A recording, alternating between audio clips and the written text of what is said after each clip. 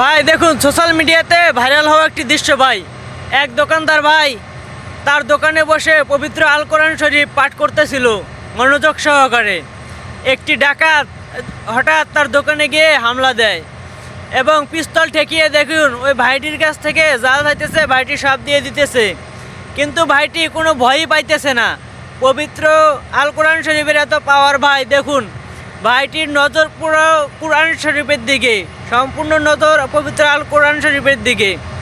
ভাইটির কাছে যা চাইতেছে মানিব্যাগ, মোবাইল, টাকা এবং ওয়ারড্রপ থেকে একটা ড্রয়ার থেকে সব বের করে দিতেছে ভাই। তখন ডাকাত হঠাৎ করে থমকে গেল যে ভাই পবিত্র আল কোরআন শরীফ এত মনোযোগ সহকারে পড়তেছে, যা চাইতেছে তাই সব দিয়ে দিতেছে। তারপর ডাকাতের মনে হঠাৎ করে একটা প্রশ্ন জেগে উঠল যে আল্লাহর ভয়ে সে পবিত্র আল কোরআন শরীফ কি মনোযোগ সহকারে পড়তেছে, আর আমি পিস্তল ঠেকিয়ে দিয়ে তাকে বলতেছি সে সব দিয়ে দিল। দেখুন ভাই, আল্লাহ তাআলার সাথে এই ভাইয়ের একটা সম্পর্ক তৈরি হয়ে গেছে।